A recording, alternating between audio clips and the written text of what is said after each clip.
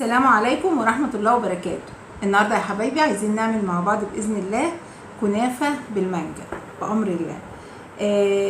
الأول عايزين نحضر العسل عشان يبرد، لأن احنا ما ينفعش نستعمله وهو سخن. فهنعمل ايه؟ كوباية معيارية مية، كوباية إلا ربع معيارية مية، كوباية إلا ربع. أما السكر كوباية سكر. هنحط السكر في النص كده، ننزله في النص علشان لو جه في الحروف ممكن يقوم يخلي العسل يسكر. فاحنا بالراحه كده باذن الله هندوب ايه على البارد خالص، بندوب على البارد كده. طيب لو احنا علقنا عليه على النار والغليان جاب سكر حوالين الكميه اللي احنا عاملينها، نعمل ايه؟ نجيب سلطانيه فيها ميه وبالفرشه ونقوم عكين ميه وايه وماشيين على الحوافي كده كل شويه لحد لما ننزل خلاص العسل من على النار علشان ما يسكرش مننا. فاحنا هندوب السكر في الميه على الساقع كده وبعدين نحطه على النار بامر الله مع بعض. بعد ما دوبناها معلقه جلوكوز، عسل جلوكوز، معلقه عسل جلوكوز، ونروح بقى مع بعض على النار يا حبايبي. السكر ساح اهو خالص، ساح خالص. ما ينفعش ان احنا بقى ايه نقلب. كان الجلوكوز في المعلقه اهو نزل خالص، ساح كله في العسل. لسه في شويه سكر بس، نعمل كده بس، لكن ما نقلبش عشان العسل ما يسكرش معانا. وطبعا لو انتوا شايفين معايا في كده في الجوانب ايه شويه سكر بيطلعوا من الغليان، نقوم نبل الفرشه ميه ونيجي في الجوانب ونعمل كده بالميه علشان العسل ما يسكرش معانا. ودي خطوه مهمه جدا عشان العسل ما يسكرش معانا. انا حبيت اوريها لكم، ونسيب بقى العسل براحته لما يخلص اوريه لكم هنحط فيه ايه في الاخر. طبعا العسل كده حبايبي ما شاء الله بدأ يتقل اهو، بينزل بصعوبة شوية. ابص في اخر المعلقة، بص يقطع ازاي، بدأ يتقل. هنبدأ ان احنا نحط عليه بقى الاضافات بتاعتنا. نطرة فانيليا صغيرة، بودرة مش سايلة، علشان احنا هنحط حاجة معانا عشان هنعمل المانجا. فهنحط معانا غطا صغير خالص من بتاع الازاز الصغنونة اللي بتيجي من عند العطار، محطوط فيها روح المانجا. روح المانجا هتدي طبعا ايه طعم جميل قوي للعسل. طب انا ما عنديش روح المانجا، اعمل ايه؟ ممكن بدل الكوبايه الا ربع ميه ان انا اعمل فيها ما شاء الله الريحه جميله جدا. كوبايه الا ربع ميه، بدل ما احطها ميه احطها عصير مانجا، هتبقى جميله وهتفرق جامد في الطعم بتاعها. بس روح المانجا بتدي طعم احلى كمان. وناخد يعني طرف المعلقه بس كده اهو، شايفين طرف المعلقه ملح ليمون، المعلقه الصغيره ملح ليمون. ملح الليمون جميل جدا، بيمنع برضو العسل يسكر. انا برتاح فيه عن الليمون كمان، هو ممكن ليمون بس الملح الليمون احلى. كده العسل تقل اهو، ما خدش غير 10 دقايق على النار اهو، تقل خالص اهو معانا. طبعا معلقه العسل الجلوكوز عشان يلمع وش المانجا لما نيجي نسقيه العسل. نشوف بقى هنعمل ايه في الكنافه.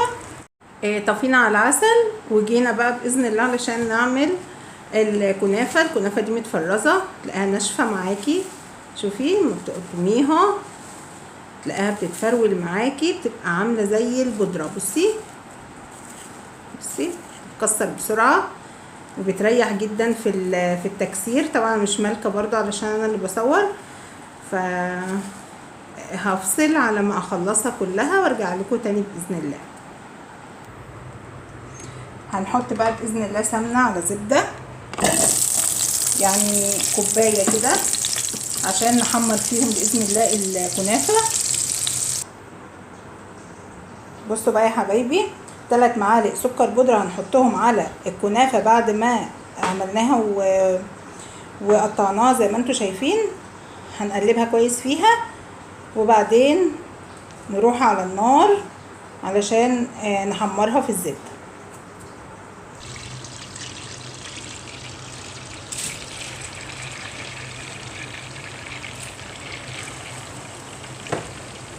بسم الله بسم الله.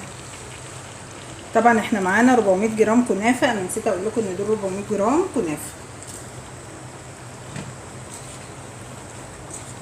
مش هنوصلها بقى باذن الله لايه، لان هي تتحمش قوي مننا او كده، لا هيبقى لونها باذن الله عادي كده ذهبي جميل كده. خدوا بالكم يا حبايبي، لازم النار تبقى واطيه عليها علشان ما تتحمش منكم او الارضيه بتاعتها تتلدع من تحت. شايفين النار هاديه خالص، لازم ناخد بالنا واحده واحده وبالراحه. باجي بقى قرب الاخر كده واقوم حاطه عليها لون اصفر طبيعي عادي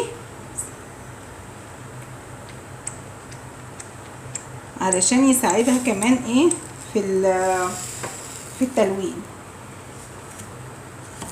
واقلبها بقى كويس. طبعا انا ايدي فيها ما بقطعش التقليب خالص علشان ما تحرفش ويبقى جزء احمر قوي وجزء اصفر، لازم ايدي فيها واقلب كويس قوي. يعني بصوا انا بقالي حوالي نص ساعه بالظبط بقلب على النار الهاديه. انا طبعا بقطع الفيديو عشان ايه ما اطولوش عليكم يا حبايبي، فانتوا لازم الصبر معاها شويه علشان ايه تطلع حلوه وما تبقاش معاكم وما تحسوش ان هي محروقه معاكم. اهي يا حبايبي قربت توصل للون اللي احنا عايزينه، لا هو غامق قوي ولا فاتح قوي، لون ذهبي جميل. هنيجي بقى في الاخر كده ونقوم حاطين لها معلقه سمنه بلدي. طبعا معلقه السمنه البلدي في الاخر هتبان جدا فيها عن الاول، لان لو جينا نحطها في الاول هتبصوا تلاقوها ايه ريحتها ما وضحتش فيها وبقى عامل زي يعني هتضيع ريحتها، هتضيع فيها. لكن كده هتدي لها ريحه جميله. عايزه تحطي بقى معلقه سمنه معلقتين سمنه براحتك اللي انت عايزاه. يا دوبك بس ثواني كده ونقوم قافلين عليها وعلى طول مفرغينها في وعايه ساقعه، اي طبق ساقع تاني علشان ما تكملش يعني تتحرق منك في سخونيه الكاسرونه او الحله اللي انت بتعملي فيها. لازم تتفرغ تبرد، وبعد ما تبرد نبدا نعمل معاها اي حاجه احنا عايزينها بقى بعد ما تبرد. دلوقتي بقى هنعمل ايه؟ هنعمل الكريمه اللي احنا هنحطها باذن الله مع الكنافه.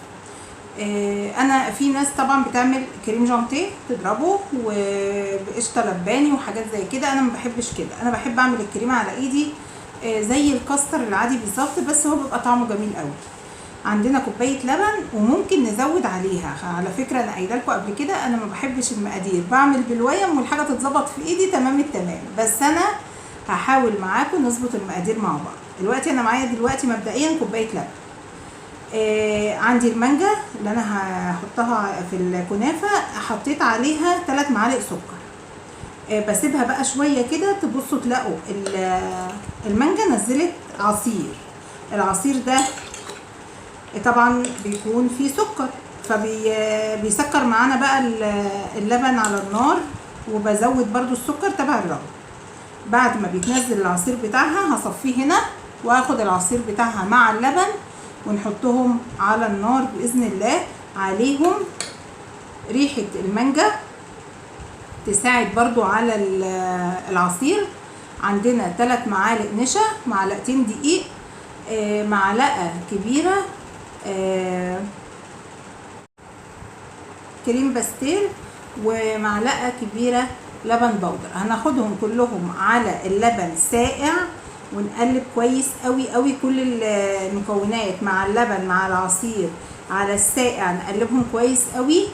ونحط برضو غطا من ريحة المانجا، وبعدين نعلق عليه ونقلب وايدنا فيه طبعا بالمضرب السلك علشان مفيش حاجة تكلكع مننا. وهوريكم على النار هنعمل ايه باذن الله. كوباية اللبن نحط عليها كل المكونات اللي قلنا عليها،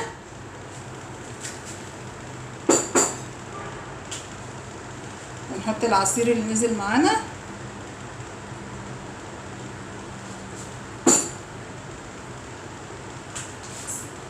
نحط بقى ايه ريحة المانجا برضو غطا كده جميل. بسم الله الرحمن الرحيم.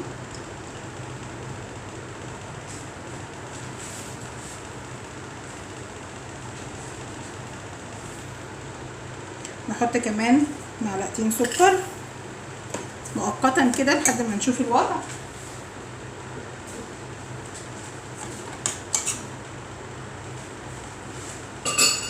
نقلب بقى، طبعا احنا لسه ما ولعناش النار.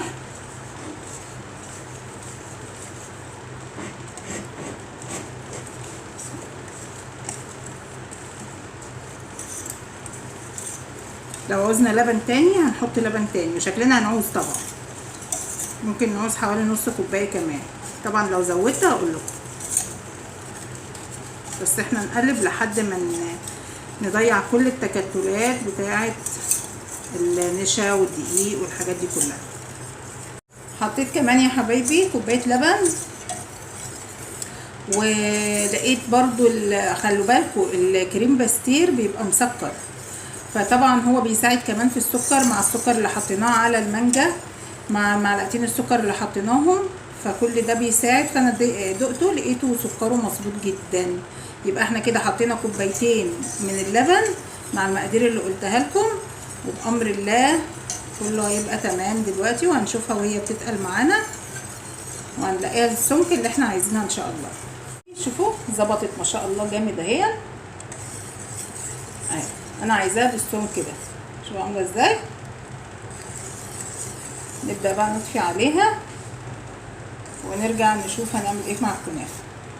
حطينا نص الكميه بقى يا حبايبي فين في الصينيه، هنحط عليها عسل. بسم الله الرحمن الرحيم.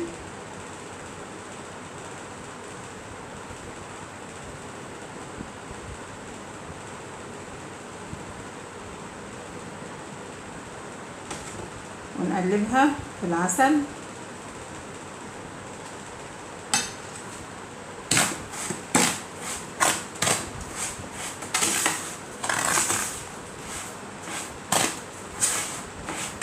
نشربها بالعسل كويس كده، وبعدين بقى نحاول نسويها في الصينيه ونضغط عليها.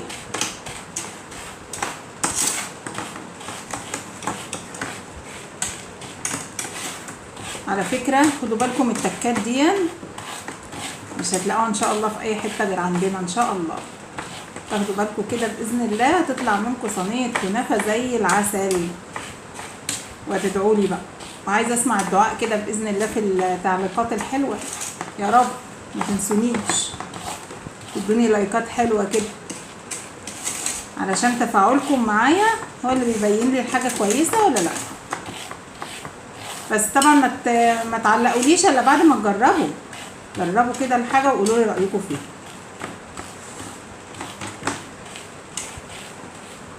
كده بقى العسل هيمسكها مع بعضها، لان طبعا في جلوكوز. عسل الجلوكوز حلو وبيمسك الحاجه مع بعضها. بس كده نحط بقى القشطه بتاعتنا اللي احنا عاملينها. بسم الله. عايزه تحطي مع القشطه مكسرات حطي مكسرات، بس احنا عندنا هنا ما بيحبوش المكسرات قد كده، فاحنا بنحط قشطه بس. طبعا وانتي بتوزعي القشطه بالراحه علشان الكنافه ما تطلعش مع القشطه وانتي بتوزعيها. بتقسمي طبعا القشطه كده نصين على اساس ان انتي ايه تحطي بقى الباقي في الوش على وشها. فردنا القشطه في النص الكريمه، نحط عليها بقى ايه نوزع عليها بقى الكنافه الباقيه بامر الله. برضو لو عايزه تحطي حشوه في النص مانجا ممكن تحطي حشوه في النص مانجا، بس انا هحط المانجا على الوش بس. دي كلها حاجات انتي بقى وراحتك بتعمليها انتي وراحتك يعني. طبعا ست البيت ما شاء الله بتخترع، طول ما هي قاعده في المطبخ بتخترع، فربنا معاكم ومعانا يا رب، نخترع كلنا مع بعض كده.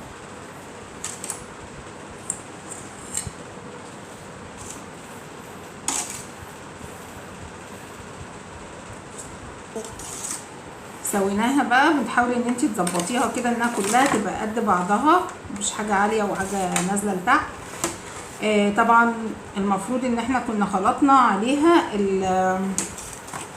العسل الاول في السلطانيه وبعدين وزعناه، بس انا حبيت اعمل كده علشان لو انا عملت العسل في السلطانيه هتيجي بقى تفرديها على القشطه يقوم ايه الاتنين طالعين مع بعض. فانا كده بقى ايه هحط العسل على وشها يكون احسن. نوزع بقى العسل.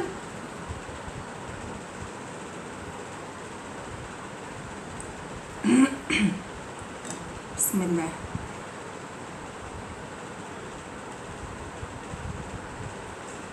قشطه يا حبايبي فوق الوش. بعد ما حطينا العسل على وشها حطينا بقى القشطه، وبعدين هنقوم بقى ايه مرصصين المانجا بالطريقه اللي تشوفوها حلوه ليكم. ممكن تعملوها كده تعملوها كده، تبع ذوقكم بقى، تبع ذوقكم. طبعا شرايح المانجا انتوا عارفين ان انا مقطعاها وعيناها مفرزاها في الفريزر بالشكل اللي انتوا شايفينه ده. خلصنا بقى باذن الله رص المانجا. نبدا بقى نرش كده رشه جريئه كده من العسل على وش المانجا. بسم الله. طبعا اللي عندي هنا في البيت ما بيحبوش العسل الكتير، فهم دلوقتي بقى ايه هيزعلوا مني جدا على اللي انا بعمله ده، بس انا عايزه اوريكم كل اللي المفروض انه يتعمل علشان المانجا تلمع ويبقى وشها جميل كده، ولما تيجي تقطعيها تلاقيها حلوه بامر الله.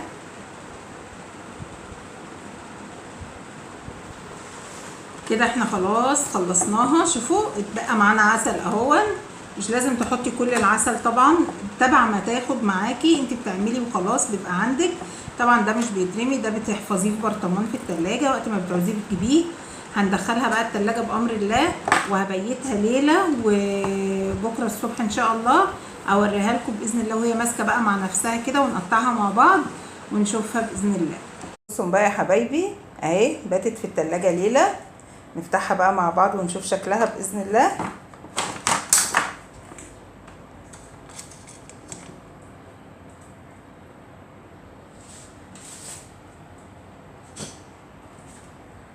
شايفين شكلها من الجنب جميله. طبعا مسكت مع نفسها باذن الله وجميله. نقطع بقى ونشوف. بسم الله الرحمن الرحيم.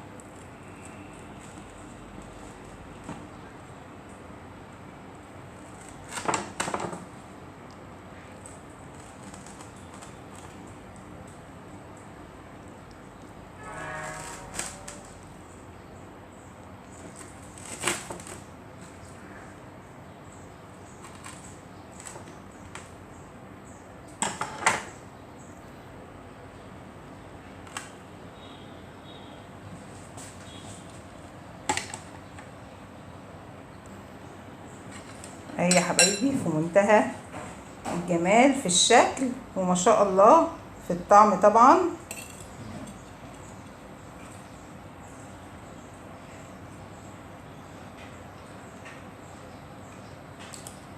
تحفة جميلة.